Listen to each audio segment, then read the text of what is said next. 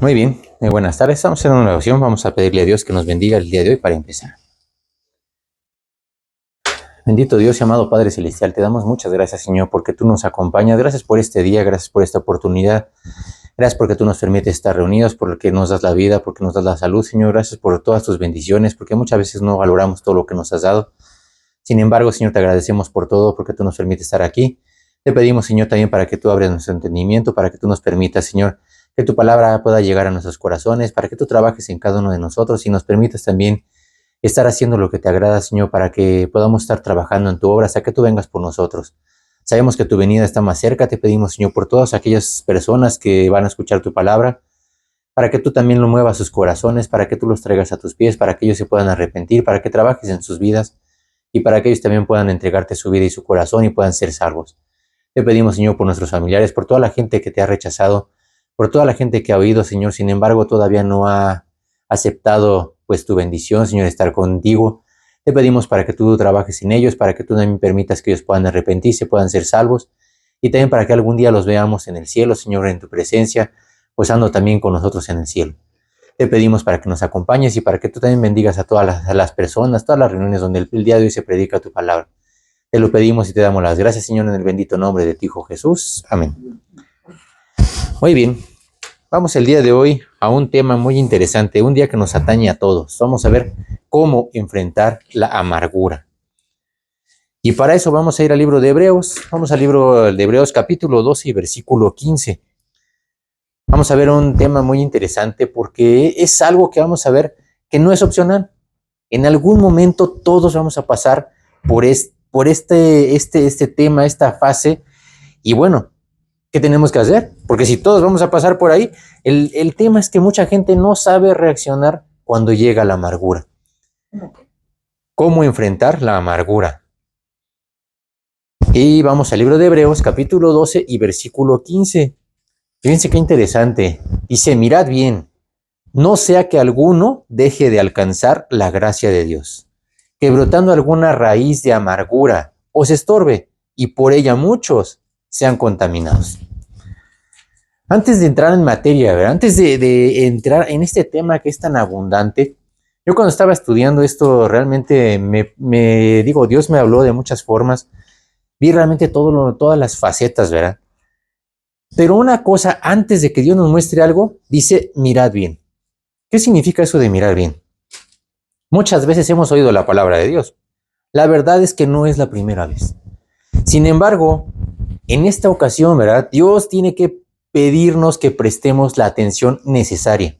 ¿Por qué? Porque lo que vamos a oír es muy importante. Este tema, ¿verdad? Requiere que todos nuestros sentidos estén atentos. Es por eso que antes de empezar, antes de decirnos el mensaje, nos dice, ¿sabes qué? Pon atención. Pareciera redundante decir mira, ¿verdad? Y luego dice bien. Es decir, tienes que observar, pero además le agrega un adjetivo calificativo que es bien. Tienes que mirar bien, no solamente de reojo, ¿verdad? No es hablar, no es ver nada más superficialmente. Habla de poner atención, es decir, poner todos nuestros sentidos para poder comprender lo que Dios quiere decirnos. Aquí está hablando de algo muy importante. El tema central de este versículo dice que brotando alguna raíz de amargura. Pero la pregunta importante, ¿tú sabes qué es la amargura? ¿A qué se refiere la Biblia cuando habla de la amargura? La amargura, ¿verdad? En términos generales, es un sentimiento profundo de tristeza. Esa es la amargura. Es frustración, es dolor. Es una mezcla de resentimientos y decepciones a largo plazo. Surge, ¿verdad? Todos estos sentimientos surgen cuando una persona pasa por una injusticia, por un engaño, por un daño emocional del que no logra superarlo, no logra perdonar esa experiencia, ¿verdad? Y entonces, ¿qué pasa? Que esa persona guarda un sentimiento que se llama amargura. Resulta que la amargura, ¿verdad? Como todos los sentimientos que pasan en el cuerpo, ¿verdad? Hay sentimientos que son agradables, que te hacen descansar, que te hacen sentirte bien, pero resulta que la amargura es algo que va a contaminar tu cuerpo por completo. Contamina tus pensamientos y contamina también tus palabras y tus actos. Aquí dice que la amargura, ¿verdad? Brota. Es decir, ¿verdad? Que la amargura no es algo que ya traigas cargando, ¿verdad? Aquí el brotar, ¿verdad? ¿Tú sabes qué significa brotar? Brotar significa nacer o salir a la superficie. Eso es brotar. Luego dice que lo que provoca esa amargura, ¿verdad? Dice que la amargura va a estorbar y por ella muchos van a ser contaminados. Es decir, que la amargura solamente tiene dos consecuencias. Una es estorbar y la otra es contaminar. Por eso no es algo que sea muy bonito, ¿verdad? Aquí la palabra contaminar, ¿verdad? Es que interesante. Esa contaminación, ¿tú qué te viene a la mente cuando te dicen contaminado? La palabra contaminar que se usó aquí, ¿verdad? En griego es maiano, que significa corromper. No solamente es contaminar, no es ensuciar, es corromper, es destruir. Eso significa. Entonces, en resumen, ¿verdad? La amargura no te va a traer nada bueno. Resulta que la amargura, ¿verdad? Vamos a ver más adelante, ¿verdad? Un poco más a profundidad, pero realmente la amargura es algo que tiene la capacidad de enfermarte, de dañar tu cuerpo, tanto físico como emocional y espiritual. En todos los sentidos, la amargura te va a traer un daño, ¿verdad? Resulta que la amargura produce ira, produce coraje, produce dolor, produce hostilidad y resentimiento, entre muchas otras emociones negativas. Resulta que la amargura es el resultado de experiencias, ¿verdad?, negativas que no han sido sanadas y que se acumulan en nuestra alma. Imagínate todo eso, ¿verdad? Ahorita vamos a entrar en materia, ¿verdad? Es muy fácil notar cuando alguien está resentido y está amargado. Dice, porque su conducta, ¿verdad?, su forma de expresarse de los demás es siempre quejándose, siempre insultando a los demás y menospreciando a los demás. Por eso puedes darte cuenta cuando una persona está amargada, ¿verdad? Ahora, tú has visto muchas personas amargadas, pero la pregunta importante es, ¿y tú también has permitido la amargura en tu vida? Es decir, si nosotros hemos permitido que eso entre en nuestra vida. Ahora, ¿tú sabes cómo identificar la amargura? Hay mucha gente que tú le preguntas, ¿estás amargado? Te dice, no, yo estoy muy bien, no tengo ningún problema. ¿Sabes cómo se identifica la amargura?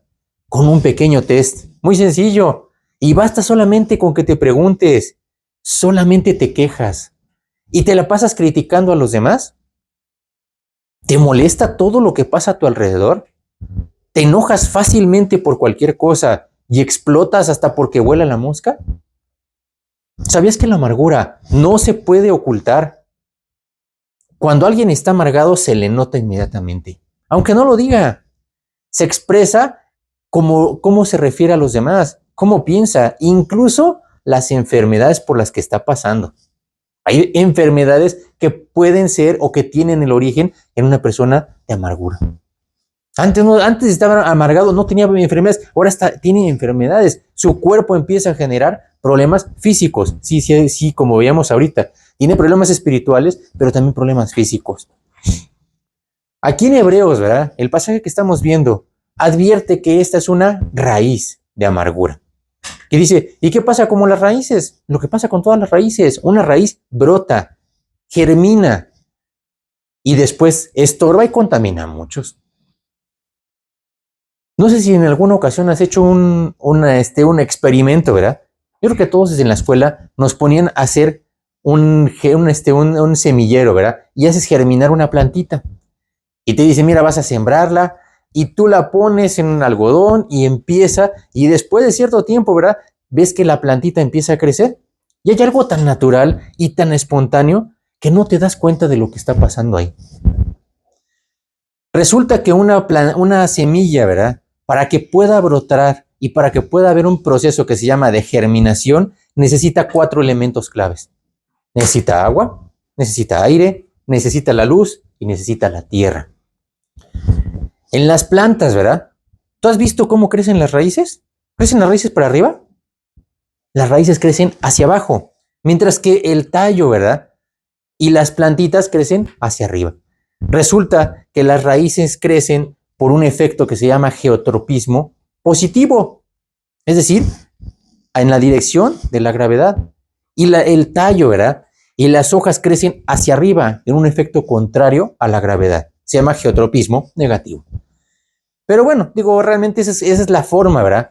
Resulta que las raíces siempre crecen hacia abajo, buscando el agua y los nutrientes, mientras que las hojas y los tallos siempre crecen hacia arriba, buscando la luz para realizar la fotosíntesis. Resulta que estas plantitas, ¿verdad? Hay 4 etapas en el proceso de la germinación. La primera de ellos se llama imbibición, que es cuando la semilla seca, tú plantas una semilla y empieza a absorber el agua del suelo, y que hace que esa semilla se expanda y ablanda su capa exterior. Yo creo que todos hemos visto un frijol, ¿verdad? Si tú agarras un frijol es muy duro, pero cuando está en la tierra y absorbe el agua, eso hace que se expanda y su capa dura se vuelve blanda. ¿Qué pasa después? Hay algo que se llama activación metabólica. Adentro de la semillita se activan las enzimas internas que transforman esos nutrientes en energía, que hace que esto explote, ¿verdad? Y viene la tercera fase que se llama elongación celular, donde las células empiezan a crecer usando esa energía liberada. Y luego empieza algo que se llama emergencia de la radícula, la primera raíz pequeña que rompe esa cascarita y sale seguida por un tallo que va hacia la luz. Es algo más científico, ¿verdad?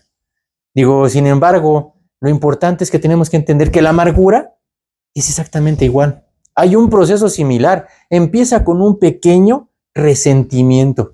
Ese es el agua que empieza a acumularse, ¿verdad? En la vida de una persona. Se riega y con el tiempo, pues también germina y se hace una planta y se hacen raíces. Y cuando ves, ya es algo que no se puede quitar. Ya no puedes quitar esa amargura, no se puede perdonar. Resulta, ¿verdad?, que la amargura puede llegar en cualquier momento, especialmente por nuestra humana naturaleza, por nuestras limitaciones y por nuestras debilidades. Siempre hay un pretexto, ¿verdad? Cuando no es el crecimiento, es el desarrollo de la persona, si no son los cambios hormonales, incluso las enfermedades, ¿verdad?, te hacen tener cambios de ánimo. Un día te sientes el rey del mundo y al día siguiente ya no te importa nada. Sin embargo, eso cambia drásticamente lo que te puede afectar, ¿verdad? Y especialmente cómo vas a tomar las cosas. La amargura afecta definitivamente a hombres y a mujeres.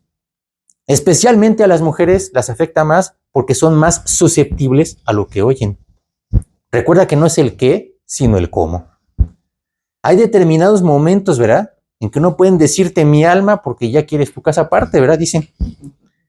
Otras veces, además, intervienen factores que se llaman externos. Ya de por sí es suficiente lo que pasa dentro de una persona, ahora imagínate lo que pasa fuera de la persona. Los problemas, las circunstancias adversas, ¿verdad?, nos hacen volvernos más susceptibles a permitir que entre la amargura. Como dicen, ¿verdad?, el horno hoy no está para bollos. Y así pasa, ¿verdad? Un día estás muy bien, pero el día siguiente no. Y eso puede ser la diferencia, ¿verdad? Resulta que así nos comportamos. Vamos a ver la vida de una persona que realmente tuvo problemas, ¿verdad? No se andaba con cuentos, ¿verdad? En el caso de Job, vamos al libro de Job, ¿verdad? Me gusta mucho. El libro de Job, capítulo 7 y versículo 11. Resulta que Job había vivido una vida que parecía color de rosa. Parecía sacada del libro de Walt Disney, ¿verdad? Una vida perfecta. Todo le salía bien, ¿verdad? Dios lo cuidaba, Dios lo guardaba, hasta un punto, ¿verdad?, en el que un día algo pasó. Perdió, dice, todo lo que tenía. Además lo perdió de golpe. No fue poco a poco, ¿verdad?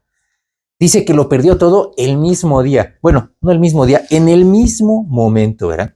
Dice, no acababa de hablar uno cuando llegaba otro. No acababa de llegar ese cuando llegaba el otro. Y así los 4 sucesos que pasaron, ¿verdad? Parecía que toda aquella vida y dulzura que había pasado con Job, ¿verdad?, en ese momento se le desmoronó. Todos sus ganados, todos sus siervos, todos sus hijos, incluso hasta su salud. Entonces, ¿qué crees que pasó con ese varón perfecto, recto, temeroso de Dios y apartado del mal? Dejó que la amargura entrara en su vida. Job 7:11. Por tanto, no refrenaré mi boca, hablaré en la angustia de mi espíritu, y me quejaré con la amargura de mi alma. Claro, los problemas van a venir. Realmente esta persona, ¿verdad? Y con todo lo que él tenía, ¿verdad? Llegaron todos los problemas y dijo, llegó un punto, ¿verdad? En el que volteó a ver esto, era para que Job se hubiera vuelto loco. Y en ese momento, pues claro que hablaba con la amargura de su alma, ¿verdad? ¿Qué pasó con Job después, verdad? Vamos al capítulo 10 ahí mismo y el versículo 1. Fíjense qué interesante, ¿verdad? Porque Job siguió en la misma actitud, ¿verdad? Está mi alma hastiada de mi vida. Daré libre curso a mi queja. Hablaré con amargura de mi alma. No solamente Job, resulta que cualquiera que está en medio de los problemas, claro, te amargas. Estos versículos de Job nos enseñan dos cosas muy importantes. La primera es que sí, Dios sí va a permitir que vengan los problemas a sus hijos. Oye, Señor, pero soy hijo de Dios. Te va a llover. Esa es la realidad, ¿verdad? Oye, Señor, pero ¿por qué permite las cosas? Pues porque Dios tiene un plan, ¿verdad? Y Dios no tiene controlado. Ya sabemos que tiene controlado eso. Sin embargo, Dios va a permitir que sí vengan los problemas. No podemos decir, Señor, pues es que si no vinieran los problemas, pues no me voy a amargar. Si fuera por eso, todos vamos a pasar por ahí. A todos nos van a venir problemas, ¿verdad? Vamos a ver un caso que me gusta. Vamos a Segunda de Reyes 4:27. En este caso, ¿verdad? El profeta, ¿verdad? Eliseo, también vio una persona, ¿verdad? Que estaba, dice, en amargura de su alma. Y Dios, ¿verdad? Permite nuevamente que sucedan las cosas. Segunda de Reyes 4:27. Luego que llegó a donde estaba el varón de Dios en el monte, se asió de sus pies y se acercó Giezi para quitarla. Pero el varón de Dios le dijo, déjala, porque su alma está en amargura y Jehová me ha encubierto el motivo y no me lo ha revelado. No me lo ha revelado. Jehová, dice, dejó que estuviera en amargura. A esta señora, ¿verdad? No podía tener hijos. De repente tiene un hijo, ¿verdad? Dios la bendice, le da un hijo y de repente se lo quita. ¿Saben qué pasó con esa señora? Lo mismo que pasa con nosotros. Cuando te viene una bendición y de repente Dios te la quita de golpe. Oye, Señor, pues yo ni la pedí, como dijo esta señora, ¿verdad? Yo ni pedí hijo a mi Señor. Dice, ¿por qué ahora me lo quita, verdad? Nosotros no entendemos el plan de Dios. Sin embargo, lo que sí tenemos que entender es que Dios sí va a permitir que vengan los problemas. Porque Dios no hace las cosas como nosotros queremos. Muchas veces queremos que la voluntad de Dios sea como nosotros queremos. Y ahí es donde hay un problema. Cuando coincide, ¿verdad? Nuestra voluntad con la de Dios, pues qué padre. Pero el día que es todo lo contrario, en ese momento nos resentimos, ¿verdad? En segundo lugar, ¿verdad? La segunda enseñanza que viene aquí en Job, ¿verdad? Es que no hay nadie que esté exento de la amargura. Efectivamente, ¿verdad? Todos como seres humanos, al momento que te pegan los golpes, ¿verdad? Pues en ese momento resentimos. Ahora, es bien importante, ¿verdad? Saber que la amargura va a llegar en cualquier momento. Y si va a llegar en cualquier momento, pues debes poner mucha atención. Ahorita en nuestro pasaje, veíamos aquí en el libro de Hebreos, capítulo 12, estamos en el versículo 15, pero en el mismo capítulo, en el capítulo de Hebreos de 12, vamos al versículo 25. Y resulta, ¿verdad?, que es bien interesante que Dios tenga que repetir exactamente lo mismo que nos había dicho. Ahora vamos al 12:25. Mirad que no desechéis al que habla, porque si no escaparon aquellos que desecharon al que los amonestaba en la tierra, mucho menos nosotros si desecharemos al que amonesta desde los cielos. Fíjate qué interesante. En el versículo 15 dice mirad. Y en el versículo 25 también vuelve a decir mirad. ¿Qué significa eso? Mucho ojo. Acuérdate que cuando Dios te habla dos veces es por algo. Como dice en Génesis 41:32, ¿verdad? Si Dios te habla una vez, es importante. Pero si Dios te habla dos veces, ¿qué significa cuando Dios te habla dos veces? Dice que la cosa es firme de parte de Dios y que Dios se apresura a hacerla. Eso significa que Dios no se anda con cuentos, ¿verdad? Aquí la palabra mirad, que estamos viendo en Hebreos, en el griego es una palabra que se llama episcopeo, que significa supervisar, ser cuidadoso y precavido. ¿Y sabes por qué tenemos que ser precavidos, verdad? Y cuidadosos, porque en cualquier momento te pueden dar un revés. Aquí vuelve a decir que tenemos que mirar, ¿verdad? Es decir, pon atención. Debe ser un análisis de lo que está pasando en nuestra vida en este momento, porque Dios sabe que algo está pasando. Es bien fácil, ¿verdad? Criticar y juzgar a los demás. Tú puedes, como decía Pablo, ¿verdad? Puedo fallar habiendo yo mismo siendo un heraldo, ¿verdad? Vamos a 1 Corintios, capítulo 9 y versículo 27. Resulta que Pablo había dicho muchas cosas y había hecho muchas exhortaciones a los demás. Sin embargo, él sabía que en cualquier momento el pecado podía llegar a él, ¿verdad? Y en ese momento, pues entonces ahora le tocaba a él ya no platicar, sino vivir lo que él había dicho. Sino que golpeo mi cuerpo y lo pongo en servidumbre, no sea que habiendo sido heraldo para otros, yo mismo venga a ser eliminado. Dice aquí, ¿verdad? No habiendo sido yo heraldo para otros. ¿Sabes lo que es un heraldo? ¿Qué crees que significa un heraldo? Es un mensajero y es el encargado de llevar las noticias. Eso es el heraldo. Es decir, imagínate que Pablo, ¿verdad? Diciendo, yo mismo habiendo llevado las noticias de la tempestad, yo mismo venga a ser atropellado por la tempestad. Es bien fácil criticar y juzgar a los demás, pero cuando los problemas vienen a nuestra vida, entonces la reacción es muy diferente. Y ahí es donde la amargura nos puede sorprender. Ahora, ¿cuáles serán las consecuencias de la amargura? ¿Sabes qué te provoca la amargura? Ahorita veíamos eso, ¿verdad? Lo primero que hace la amargura es que te va a robar la paz de Dios. Es lo primero que entra y te va a quitar. Como veíamos ahorita, ¿verdad? Dice en Hebreos que brotando una raíz de amargura os estorbe. Ahora, ¿qué es eso de estorbar? ¿Tú sabes qué te va a estorbar? ¿Se te va a poner aquí en el camino? ¿Se va a acostar ahí en el suelo? ¿Qué va a hacer, verdad? ¿Va a ser una piedrita en el zapato? ¿Qué tipo de estorbo te parece que va a ser? Lo primero que va a estorbar aquí la amargura, ¿verdad? Es tu comunión con Dios. Es lo primero que te va a ir a quitar. Si a ti te quitan la comunión con Dios, ya te robaron todos los frutos del Espíritu, empezando por la paz, sabiendo que la paz de Dios, ¿verdad? Es uno de los frutos del Espíritu. En segundo lugar, la amargura no te va a dejar disfrutar lo que Dios te ha dado. Dios nos ha colmado de muchas bendiciones, nos ha dado muchas cosas. Sin embargo, no nos damos cuenta. Estamos tan cegados por la amargura que no podemos ver.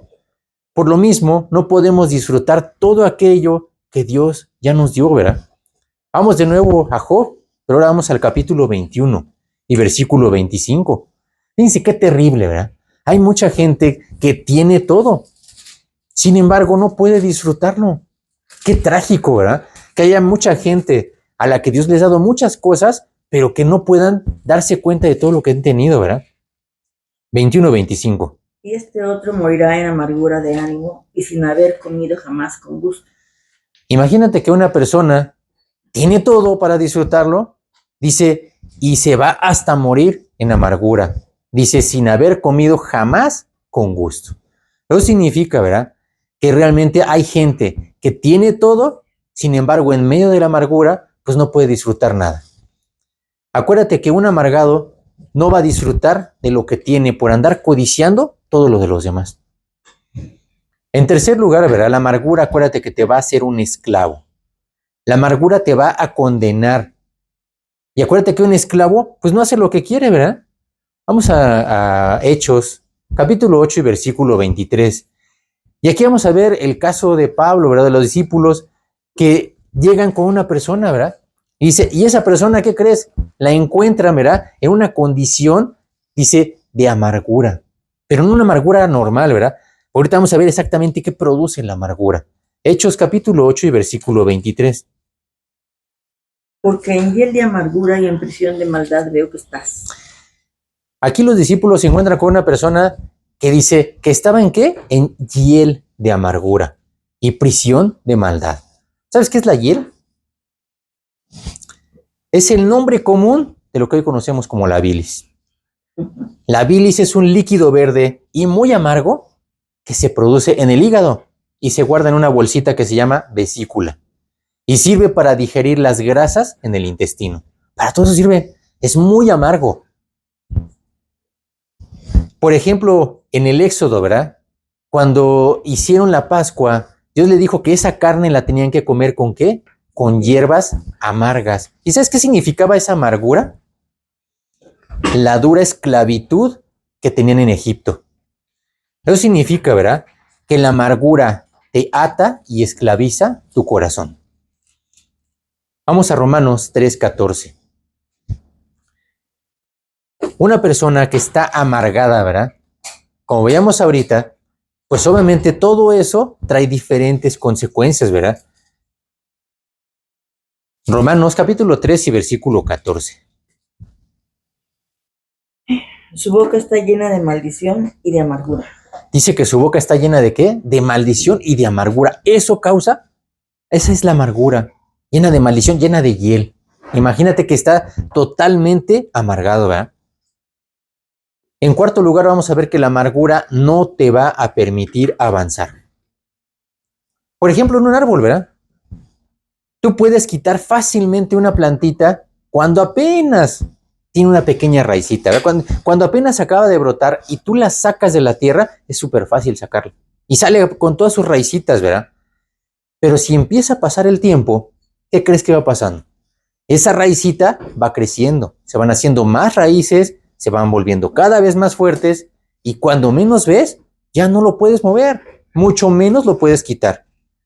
Por ejemplo, ¿verdad? Cuando alguien quiere quitar un gran árbol, ya no pueden hacerlo. ¿Sabes cómo lo quitan? Cortándole el tronco. Quitan algunas raíces principales. Sin embargo, es imposible quitar todas las raíces que se han dispersado por todos lados. Ya no se puede. Vamos a ver el quinto punto, la quinta consecuencia más grave que trae la amargura. La amargura te va a envenenar. ¿Cómo que envenenar? ¿Sí? Parece algo muy grave, ¿verdad? Vamos a ver que la amargura provoca enfermedades y daño a tu cuerpo. Te va a causar presión alta, te va a causar daño al corazón, te va a causar defensas bajas, problemas estomacales y trastornos del sueño. Y esas son algunas de las cosas que médicamente se han comprobado. Sin embargo, no se explican el por qué. Dice en Hebreos, en nuestro pasaje, ¿por qué? Dice que brotando alguna raíz de ¿qué? De amargura. ¿Sabes qué dice la amargura? En el griego, ¿verdad? La amargura es una palabra que a lo mejor no nos suena mucho, ¿verdad? Se llama picria. ¿Sabes qué es la picria? Picria, o sea, pues, algo así, pues no me suena nada, ¿verdad? Bueno, pues en el griego significa veneno punzante. Eso es la picria. ¿Te gustaría tener veneno punzante? Resulta que la amargura no trae nada bueno. De hecho, es el peor veneno para el alma. Asaf, ¿verdad? Otro de los hijos de Dios, ¿verdad? No solo permitió que entrara la amargura a su vida, ¿verdad? Dice, incluso permitió que su corazón se llenara de amargura. Vamos al Salmo, capítulo 73 y versículo 21. Hay gente que ha permitido sí la amargura, pero otros se van a las ligas mayores, ¿verdad? Retacan su corazón. 73, 21. Se llenó de amargura mi alma y en mi corazón sentía punzadas. Imagínate ese nivel. Ahorita estamos viendo, ¿verdad? Que la amargura es un veneno. Imagínate que aquí Asaf dice, se llenó de amargura mi alma. Y en mi corazón sentía punzadas. Pues claro. Ahora, si ya sabemos que la amargura es un veneno, imagínate que tu corazón, que tu mente, que tu alma están completamente llenos de veneno. Pues claro, ¿verdad? Ahora es completamente lógico entender cómo hay personas que hablan pues de ciertas cosas, ¿verdad? Recuerda que el veneno, ¿verdad? No es una sustancia cualquiera. Tampoco es un poco de suciedad. Es algo totalmente tóxico y mortal. No es algo como para seguirlo pasando y sobrellevando, ¿verdad? Resulta que la amargura se compara como en el veneno de una serpiente. ¿Tú sabes cómo es el veneno de una serpiente? Resulta que el veneno, ¿verdad? No solo perjudica y daña, destruye todo a su paso y mata por completo. Resulta, ¿verdad? Que, por ejemplo, la serpiente más tóxica del mundo, ¿tú sabes cuál es? No es la cobra. Hay una que también se llama mamba negra, pues tampoco es la más tóxica. El áspid. ¿Eh? El áspid. El áspid, ninguna de esas son las serpientes más tóxicas. Resulta que es una serpiente que está en Australia, que se llama taipán del interior de Australia. Esta víborita, ¿verdad?, tiene el veneno más tóxico del planeta. Resulta que una sola mordedura de esta víborita, de esta serpiente, tiene las suficientes toxinas para matar a 300 personas de un jalón. Se mide en capacidad para matar ratones, ¿verdad? Es como por lo general lo prueban, ¿verdad? Desde luego no lo prueban en seres humanos, ¿verdad? Pero puede echarse 300 personas o 250,000 ratones en una sola mordedura. Eso es exactamente, imagínate la capacidad de daño que tiene una mordedura. Eso es lo que dice Eclesiastés. Vamos a Eclesiastés, capítulo 9 y versículo 18. Porque hemos visto mucho acerca de la Biblia, pero muchas veces los leemos así y pues nos pasa de largo, ¿verdad? No alcanzamos a dimensionar todo lo que Dios nos está diciendo. Vamos a Eclesiastés 9, 18. Y fíjate qué interesante, ¿verdad? Cómo en la Biblia está todo y muchas veces ni siquiera lo entendemos. Mejor es la sabiduría que las armas de guerra, pero un pecador destruye mucho bien. Definitivamente un pecador destruye mucho bien. Así es la serpiente, ¿verdad? Es como la serpiente, una sola mordedura destruye mucho bien. Definitivamente, ¿verdad? Resulta que si tú vas a crear, si vas a construir algo, te toma mucho tiempo. No es fácil, ¿verdad? Últimamente hemos estado hablando de eso. Realmente, si tú quieres dedicarte a algo, si quieres construir, si quieres hacer que algo crezca, pues te va a tomar tiempo, te va a tomar dedicación, te va a tomar esfuerzo. ¿Pero qué crees? Destruirlo requiere solamente unos cuantos segundos de tu vida. ¿Alguna vez has hecho un castillo en la arena, en la orilla de la playa? No solamente es el tiempo que te toma estar ahí, es estar trabajando debajo del sol ardiente. Las olas que no dejan de pasar. El viento, ¿verdad? Hacen que sea realmente construir. Realmente difícil construir. ¿Y qué crees, verdad? Una vez que tienes ya todo tu castillito, ¿verdad? Pasa un niño pequeño y le da un golpe y todo se te viene abajo. Ese pequeño golpe es la amargura. En unos cuantos segundos derriba y echa abajo todo lo que hemos construido, inclusive en años. Vamos a Eclesiastés capítulo 10 y versículo 1. Eso habla acerca de la Biblia, ¿verdad? Las moscas muertas hacen heder y dar mal olor al perfume del perfumista. Así una pequeña locura es estimado como sabio y honorable. Una pequeña locura. Esa pequeña locura es la amargura. Ahora que ya sabemos qué es y todo lo que provoca, pues vamos a ver cómo enfrentar la amargura. Porque ahí es donde la gente se atora. Ahí es donde la gente se queda. Hay gente que no ha podido pasar de ahí. Dios sabe lo perjudicial que es la amargura en tu vida. Y por eso nos dio un mandamiento muy claro. Vamos a Efesios capítulo 4 y versículo 31. Porque Dios no solamente nos dice el qué, sino el cómo. ¿Qué es lo que vamos a ver? Qué interesante, ¿verdad? Por eso digo, o sea, qué hermoso es poder tener toda la Biblia, porque ahí vemos toda la riqueza que Dios nos da, ¿verdad? Efesios capítulo 4 y versículo 31. Quítense de vosotros toda amargura, enojo, ira, gritería y maledicencia y toda malicia. Quítense, dice, toda amargura. No dice la amargura, dice toda amargura. Dios sabe todo lo que hemos venido cargando, ¿verdad? Como vimos, la amargura es un veneno mortal. Y el efecto es que mientras más tiempo pasa, más corre y más perjudica todo lo que puede a su paso. Entonces, por eso es importante, como dice aquí, ¿verdad? Quítese, es un mandamiento enérgico, no es una recomendación. Pues ahí cuando tengas tiempo, ¿verdad? Imagínate que alguien llega, ¿verdad? Con una mordedura de una serpiente, de una taipán. Y le dicen, pues, fórmate ahí, ¿verdad? Y unos 3 horas, pues ahorita te atendemos, ¿verdad? Ese quítese habla acerca de acción inmediata. La palabra quítese en griego es airo, que significa recoger y tirar. Así de fácil, ¿verdad? Ahora, ese tirar no es algo que se va realizando poco a poco.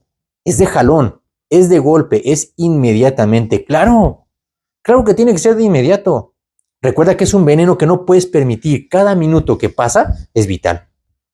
Por eso la instrucción es muy clara, ¿verdad? Quítense. Ahora, Dios está diciendo que lo quites.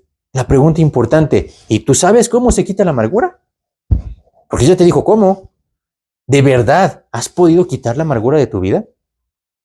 Tal vez has podido disfrazarla por algún tiempo y hacerte como que pues aquí no pasó nada. Sin embargo, no has podido quitarla de raíz. Como vimos, ¿verdad? La amargura viene de resentimientos, por no perdonar algo, no perdonar a alguien, porque hay cosas que definitivamente no se pueden olvidar. Esa es la realidad. No puedes borrar de tu mente, ¿verdad? Es como la gente que dice, bueno, pues ya que se te olvide. Pues no, no se te va a olvidar. Eso no se borra, ¿verdad? Hay cosas que van a quedar registradas en tu mente para siempre. Así de fácil. Y en nuestras propias fuerzas no hay nada que puedas hacer para quitarlas de ahí. Entonces, ¿qué tenemos que hacer? Primera de Pedro, capítulo 5 y versículo 7. Tenemos que correr a Dios. Es el único que puede hacerlo y que además quiere hacerlo. Primera de Pedro, capítulo 5 y versículo 7. Echando toda vuestra ansiedad sobre Él, porque Él tiene cuidado de vosotros. Qué fácil, ¿verdad? Echando. Dios dice que nuestra ansiedad, que nuestras preocupaciones tenemos que dejárselas a Él. Aquí fíjate qué interesante, dice echando toda vuestra ansiedad sobre Él. No dice, consíguete un costal bien grande y una buena almohada, porque el camino va a ser largo. Parece un ejemplo absurdo, ¿verdad? Sin embargo, hay mucha gente que sí trata de sobrellevar sus cargas. Inclusive hay gente que dicen, pues es tu cruz, ¿verdad? Ni modo, resígnate y pues a llevarlas a cuestas toda la vida. ¿No? Precisamente a eso vino Cristo. Vamos a Mateo 11, 28 al 30. Vino a quitarnos esas pesadas cargas que nosotros no podíamos llevar. No podemos llevarlas, ¿verdad? Mateo 11, 28 al 30, ¿verdad? Venid a mí los que estéis trabajados y cargados. Venid a mí todos los que estáis trabajados y cargados, y yo os haré descansar. Qué hermoso. ¿Sabes que hay mucha gente que te promete muchas cosas, pero no te dan la solución? Llevad mi yugo sobre vosotros y aprended de mí, que soy manso y humilde de corazón, y hallaréis descanso para vuestras almas, porque mi yugo es fácil y ligera mi carga. Qué hermoso es que Dios no solamente promete, Dios sí hace la diferencia. Hay mucha gente que te va a decir, pues, échale ganas. No, pues no es echarle ganas, ¿verdad? Dime cómo le hago. Dice Dios que todos los que lleguen a Él, ¿verdad? Él los va a hacer descansar. Dios nos ha llamado a libertad y no a esclavitud, porque ahora somos sus hijos y ya no estamos más en esclavitud. Dice Juan 8:36, así que si el Hijo os libertare, seréis verdaderamente libres. Eso es lo que hace Dios, ¿verdad? Dios nos da esa libertad. Vamos a Gálatas capítulo 5 y versículo 1. Vamos a ver realmente que Dios quiere que estemos libres, no que seamos esclavos, ¿verdad? Como dice aquí, que ya no estemos sujetos a un yugo de esclavitud. Gálatas capítulo 5 y versículo 1. Estad pues firmes en la libertad con que Cristo nos hizo libres, y no estéis otra vez sujetos al yugo de esclavitud. Dice que estemos en la libertad con que Cristo nos hizo libres y ya no estemos sujetos al yugo de esclavitud. Hay mucha gente que está sujeta en el yugo de esclavitud de la amargura. No, es que yo no, dicen, perdónalo. No, yo no lo voy a perdonar. Nunca lo voy a perdonar. Pues bueno, Dios te dice una cosa y tú ya determinas qué vas a hacer, ¿verdad? No existe nada ni nadie más en donde podamos echar nuestras cargas. Como dice el corito, ¿verdad? Solamente en Cristo, solamente en Él. Dice, ahí hay salvación y verdadero descanso. Mucha gente es la que te ofrece 1000 cosas. El chanclas es especialista en las promesas. Vamos a 2 de Pedro 2:19, porque me gusta cómo dice aquí, ¿verdad? Sí, es cierto que te prometen 1000 cosas, pero que te las den es un mundo diferente, ¿verdad? 2 de Pedro capítulo 2 y versículo 19, casi hasta el final. Qué interesante, fíjate, cómo habla acerca de la gente que promete, ¿verdad? Les prometen libertad y son ellos mismos esclavos de corrupción, porque el que es vencido por alguno es hecho esclavo del que lo venció. Sí, hay gente que te promete. Dice, pero ellos mismos son esclavos de corrupción. Dice, no es cierto. El único que nos da la libertad, como veíamos aquí en Juan, el que el Hijo lo libertare será verdaderamente libre. Vamos a ver cómo enfrentar la amargura. En segundo lugar, no dejando de alcanzar la gracia de Dios. Como veíamos aquí en nuestro versículo, ¿verdad? Dice, mirad bien, no sea que alguno deje de alcanzar la gracia de Dios. ¿Qué significará eso de alcanzar? ¿Tú sabes qué es alcanzar? A ti cuando te hablan de alcanzar, ¿qué entiendes? Resulta que alcanzar es juntarse con alguien que va adelante o lograr una meta.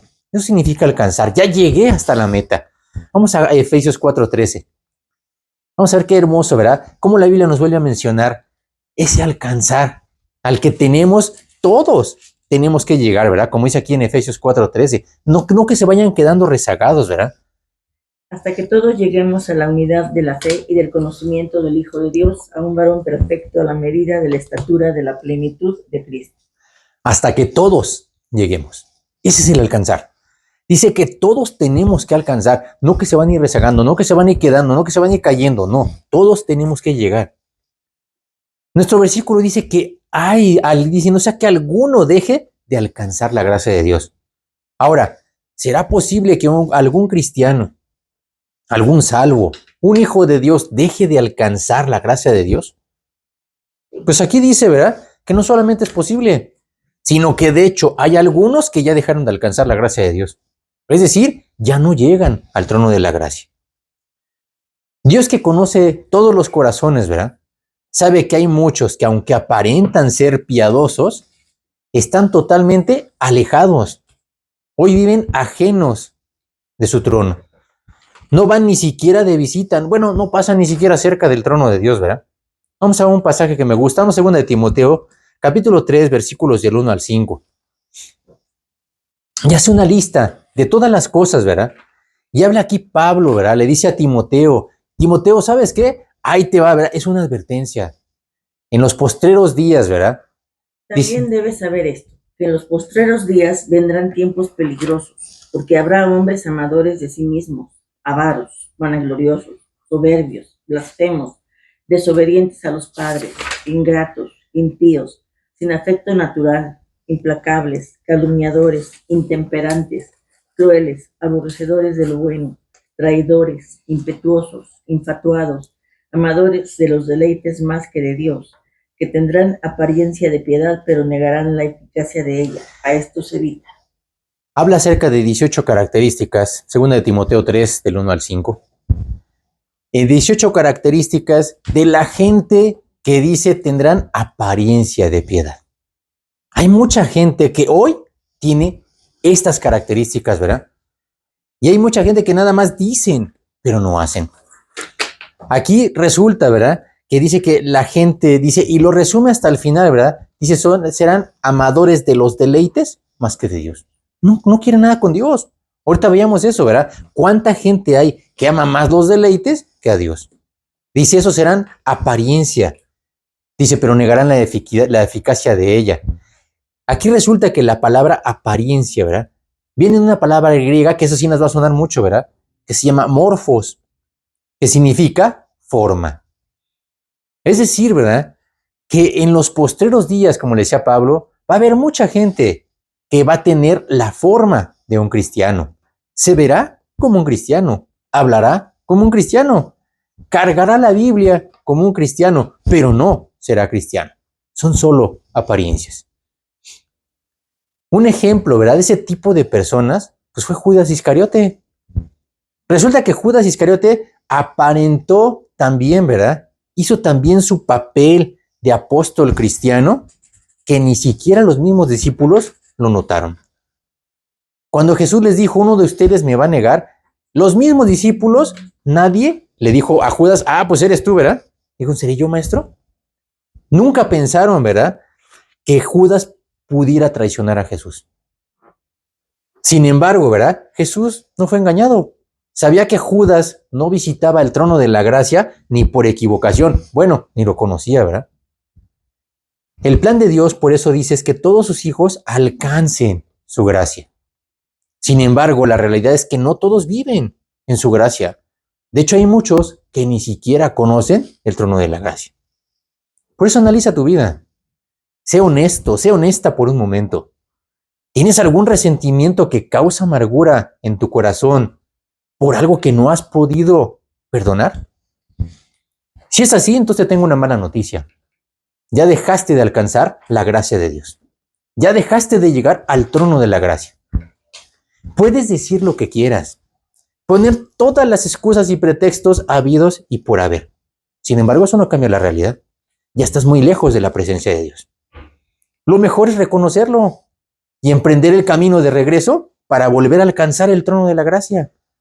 Dice Proverbios 28:13, el que encubre sus pecados no prosperará, mas el que los confiesa y se aparta alcanzará misericordia. Y por eso, como dice aquí, ¿verdad? Hay que retomar el camino de regreso. El querer negar las cosas no va a cambiar nada. Vamos a Hebreos 4:16. Fíjense qué interesante, ¿verdad? Dios sabe y conoce nuestro corazón. Y por eso nos da el camino otra vez. Vamos otra vez, ¿verdad? Hebreos 4:16. Acerquémonos pues confiadamente al trono de la gracia. ¿Para qué? Y vuelve a ponerlo. Para alcanzar misericordia y hallar gracia para el oportuno socorro. Acércate pues confiadamente al trono de la gracia. Si ya lo dejaste, acércate. Esa es la parte importante. Regresa al trono de la gracia. En tercer lugar, ¿cómo enfrentar la amargura con nuevas fuerzas? Como veíamos la vez pasada, ¿verdad? Como vimos en el libro de Isaías 40, 29 al 31. El único lugar en donde podemos obtener nuevas fuerzas, ¿en dónde crees que es? Pues en el trono de la gracia. Si no tienes fuerzas para enfrentar al enemigo, déjame decirte una cosa, nunca obtendrás la victoria. Vamos a Lucas 14:31. Qué interesante, ¿verdad? Y parece cuestión nada más de lógica. Jesús mismo así se los ponía, ¿verdad? Y hay que recordar que cuando Jesús ponía una ilustración, una imagen, una parábola, era usando cosas pues, que entendiéramos todos, ¿verdad? Lucas 14:31. Y nada más para que veamos y hagamos números, ¿verdad? O que rey al marchar a la guerra contra otro rey no se sienta primero y considera si puede hacer frente con 10,000 al que viene contra él con 20,000. Dice algo bien sencillo. Dice, ¿qué rey se sienta primero y considera? Dice, yo tengo a 10,000 y voy a hacer frente con alguien que tiene 20,000. Resulta que la relación de 10,000 a 20,000 pues es el doble. Exactamente el doble. De por sí la lucha es muy difícil y es desgastante. Ahora imagínate si tienes que hacer frente al doble de la resistencia. Entonces la lucha se vuelve verdaderamente imposible. Especialmente en nuestro caso, ¿verdad? Como débiles y frágiles seres humanos, no tenemos la más mínima ni remota posibilidad de enfrentar a Satanás y a sus huestes. No son 20,000 ni nos superan por muchísimo, ¿verdad? Nada más para que lo entendamos, ¿verdad? Imagínate que tú quieres enfrentar a Satanás. Es como poner a un niño con una resortera queriendo enfrentar un ejército militar con tanques de guerra. Vamos a ver un ejemplo que me fascina, ¿verdad? Vamos al libro de Primera de Samuel 17. El caso de David y Goliat, que todos lo hemos visto, ¿verdad? Y vamos a ver aquí qué cosas tan interesantes, ¿verdad? Era para que David se hubiera amargado al ver todas las circunstancias, ¿verdad? Vamos a ver nada más un poquito quién era esta persona de Goliat, ¿verdad? Todas las características, las cualidades que tenía. Versículo 4 de 1 Samuel 17. Salió entonces del campamento de los filisteos un paladín, el cual se llamaba Goliat, de Gat, y tenía de altura 6 codos y un palmo. Y tenía de altura 6 codos y un palmo. ¿Sabes tú qué altura tenía Goliat? El codo es de 45 centímetros y el palmo de 22, haciendo solamente nada más la suma. 6 por 45 más 22 te da 292 centímetros. Esta persona, ¿verdad? Medía entre 2,92, 3 metros de estatura. Esa era una persona que imponía solamente de verla. El versículo 5, fíjate qué interesante. Y todo, yo creo que todo se centra en el versículo 5. Y traía un casco de bronce en su cabeza y llevaba una cota de malla, y era el peso de la cota 5,000 ciclos de bronce. Dice que esta persona, ya de por sí imponente, ¿verdad? De 3 metros, imagínatelo, ¿verdad? Dice, llevaba un casco de bronce en su cabeza y además llevaba una cota de malla. ¿Sabes lo que es la cota de malla? Porque aquí se dice bien fácil, ¿verdad? La cota de malla, ¿verdad? Era una armadura flexible, hecha con miles de pequeños anillos de metal unidos entre sí. Es como ponerte una sudadera hecha de metal. Y servía para proteger a los soldados para la guerra, para que no los hirieran, para que no fueran heridos por armas cortantes o punzantes, como los cuchillos, como las espadas, si les pegaban en esa armadura, no la atravesaban, no les hacían ni cosquillas, ¿verdad? Ahora, resulta que la armadura pues no era ligera, ¿verdad? Dice aquí que esta armadura pesaba ¿cuánto? 5,000 ciclos de bronce. ¿Y eso sabes cuánto pesa? Resulta que el ciclo eran 11,4 gramos. Multiplica eso por 5,000 y te da 57,000 gramos. Es decir, 57 kilogramos. ¿Sabes cuántos son 57 kilogramos? Es el peso de una persona bajita de unos 50, unos 55. Es lo que pesan 57 gramos, 57 kilos. Es lo que esta persona traía cargando nada más de armadura. Versículo 6, ¿verdad? Sobre sus piernas traía grebas de bronce y jabalina de bronce entre sus hombros. ¿Sabes qué son las grebas? En la armadura, las grebas, ¿verdad? Era una protección que iba enfrente de la rodilla, ¿verdad? ¿Como espinillera? Eran espinilleras. Para que lo entendamos, eran una vil espinillera, ¿verdad? Desde el tobillo hasta arribita de la rodilla y protegía toda la parte de enfrente de la pierna, de la espinilla, ¿verdad? Precisamente para que no fueran a lastimar las piernas, ¿verdad? Resulta, ¿verdad? Que no nada más iba con eso, ¿verdad? Dice que traía también una jabalina. Yo creo que todos conocemos la jabalina, ¿verdad? En las Olimpiadas se ocupan esa jabalina que es como una lanza muy delgadita, ¿verdad? Y que se ocupa para aventarla de lejos. Y fíjense el versículo 7, ¿verdad? No terminaba con eso. El asta de su lanza era como un rodillo de telar y tenía el hierro de su lanza 600 ciclos de hierro e iba su escudero delante de él. Además de toda su armadura, ya llevaba una jabalina, después llevaba una lanza. Resulta que la jabalina es una lanza delgadita, no, traía además una lanza. Y dice, y esa lanza, ¿verdad? Dice, el asta de esta lanza era de 600 ciclos. ¿Sabes qué es el asta? Es toda la estructura de la lanza. Dice, pesaba 600 ciclos. Ya lo vimos cuánto pesa el ciclo, 11,4 por 600, pesaba casi 7 kilos. Es lo que traía cargando nada más en una lanza. Traía la lanza, traía el casco, traía la cota. Ahora, resulta, ¿verdad?, que Goliat podía haberse presentado a la batalla solamente con su uniforme militar. Ah, no, el Señor llevó su armadura, llevó sus armas, y bueno, para acabarla de rematar hasta el escudero. Lo que él quería era amedrentar e intimidar a los israelitas, pues cosa que consiguió, ¿verdad? Bueno, no a todos. Ahorita vamos a ver, ¿verdad? Resulta que Goliat veía la lucha desde el punto de vista físico y comparó al pastorcito de David, pues con él, con un gran guerrero, ¿verdad? Claro que al verlo, pues se evaluó su estatura y pues nada que ver, su edad tampoco, su capacidad física menos, sus conocimientos, su preparación para la guerra, pues nada que ver con Goliat, ¿verdad? Si tú consideras todos estos factores, definitivamente vas a llegar a la misma conclusión que llegó Goliat. David no tiene ninguna posibilidad de enfrentarlo y mucho menos pues, de vencerlo. Imagínate, ¿verdad? Que cuando David va y lo ve, ¿verdad? David se podía haber amargado solamente de ver todas las circunstancias, ¿verdad? A David le dijeron, pues es un gigante. Pues sí, pero imagínate que David cuando llega lo ve, ¿verdad? Dice, sí, así sí es gigante, pero además es soldado, ¿verdad? Es fuerte, es adiestrado, está entrenado para la guerra. Y yo, pues soy un pastorcito de ovejas, ¿verdad? Él trae una armadura y trae armas de guerra. Y él traía solamente un cayado, una honda y 5 piedritas lisas del arroyo. Además de esto, Goliat traía un escudero enfrente y él venía solo, ¿verdad? Si lo vemos así, en términos terrenales, pues desde luego que sí no iba a ganar, ¿verdad? Vamos a 1 Samuel 17, ahora el versículo 23. Mientras él hablaba con ellos, he aquí que aquel paladín que se ponía en medio de los dos campamentos, que se llamaba Goliat, el filisteo de Gat, salió de entre las filas de los filisteos y habló las mismas palabras y las oyó David. Dice aquí que David no lo vio, pero David lo oyó. Resulta que para él eso fue lo más importante, ¿verdad? David dice que cuando él vio el escenario, ¿verdad? También David pues, hizo una comparativa y también una comparativa objetiva, ¿eh? Él también empezó a comparar a Goliat. Sin embargo, no lo comparó con sus propias fuerzas, sino que lo comparó contra Dios. Y pues entonces, igual que Goliat, pues llegó a la misma conclusión, ¿verdad?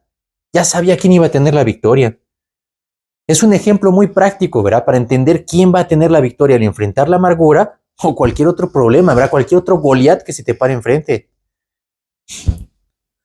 En alguna ocasión, ¿verdad? A mí se me acercó una vez una persona, un cristiano, y me dijo, ¿sabes qué? Definitivamente yo no puedo tener la victoria sobre esta área en específico. Dice, ya lo he intentado muchas veces. Dice, ¿y qué crees? Siempre termino cayendo, ¿verdad? Y no puedo resistir. Yo le dije, bueno, pues eso significa solamente una cosa. No estás yendo al lugar correcto, porque en el trono de la gracia está mi Dios. ¿Y qué crees? Él nunca ha perdido una batalla. Entonces, a lo mejor estás yendo a otro lado, pero con Dios no, ¿verdad? Por eso tenemos que entender que nuestras propias fuerzas jamás vamos a vencer a la amargura. De la misma forma que David, ¿verdad? Tenemos que ir a la batalla con Dios para que siempre pueda darnos la victoria. Si tú estás yendo sin Dios, definitivamente nunca vas a tener esa victoria, ¿verdad? Que necesitamos. Es cierto que muchos cristianos se han dejado llevar por la corriente de este mundo, pero nosotros tenemos que decir, como lo decía Pablo, ¿verdad? Hablando de nuestra propia experiencia, 2 Corintios 2:14. Y vamos a ver realmente cómo eso habla de cada quien. El otro día hablaba con una persona en el trabajo y eso me decía, ¿verdad? Cada quien habla de cómo le va en la feria, estando dentro del mismo trabajo, ¿verdad? Uno decía que era algo muy malo y otro decía que era algo muy bueno. Sin embargo, eso cada quien habla desde su punto de vista. Imagínate que aquí Pablo, ¿verdad? Él también está hablando de su propia experiencia, ¿verdad? 2 Corintios 2:14. Mas a Dios gracias, el cual nos lleva siempre en triunfo en Cristo Jesús, y por medio de nosotros manifiesta en todo lugar el olor de su conocimiento. A final de cuentas, vimos que aquí Pablo decía que cómo lo llevaba él Dios. Siempre, dice Dios, nos lleva siempre, nos lleva, ¿eh? No dice me llevó o me llevará. Dice nos lleva siempre. ¿De qué? De triunfo en triunfo. A Pablo lo llevaba de triunfo en triunfo. Hay gente que va de tumbo en tumbo, pero no de triunfo en triunfo, ¿verdad? Eso depende de cada quien. Por eso nosotros tenemos que dejar que Dios sea el que lleve la amargura, para que entonces sí vayas de triunfo en triunfo. Dios quiere que eso lo experimente cada uno de nosotros, no que lo platiquemos, no que veamos el ejemplo de Pablo. De nada nos sirve eso. Dios quiere que sea una realidad en nuestra propia vida. Vamos a hacer una oración, vamos a darle gracias a Dios por todo lo que pudimos ver el día de hoy. Bendito Dios, amado Padre Celestial, te damos muchas gracias, Señor, porque tú estás con nosotros. Gracias, Señor, porque tú nos vas a dar siempre la victoria, porque tú nos llevas siempre de triunfo en triunfo. Te pedimos, Señor, para que tú nos ayudes a confiar en ti, a correr a ti, Señor, a llevarte todo lo que nos estorba, a dejar toda la amargura, Señor, y saber que tú eres el que quieres que nosotros estemos siempre de triunfo en triunfo. Te pedimos, Señor, para que tú nos ayudes a reconocer nuestros pecados, a entregártelos a ti, y sé que seas tú el que nos des la victoria, Señor, en donde quiera que estemos. Te pedimos para que dejemos de ver a los demás, para que no lo estemos juzgando, criticando, sino que veamos nuestra propia vida, Señor, y tú nos ayudes a estar siempre corriendo al trono de la gracia, Señor. Te pedimos para que tú nos ayudes a que estemos siempre delante de ti, para que tú nos fortalezcas, para que tú nos limpies, para que tú nos santifiques y para que también tú nos prepares y nos uses con todo tu poder para tu honra y para tu gloria. Te pedimos, Señor, para que tú nos guardes y para que tú nos permitas estar trabajando en tu obra hasta que tú vengas por nosotros. Te lo pedimos todo y te lo agradecemos en el bendito nombre de tu Hijo Jesús. Amén. Dios los bendiga. Terminamos.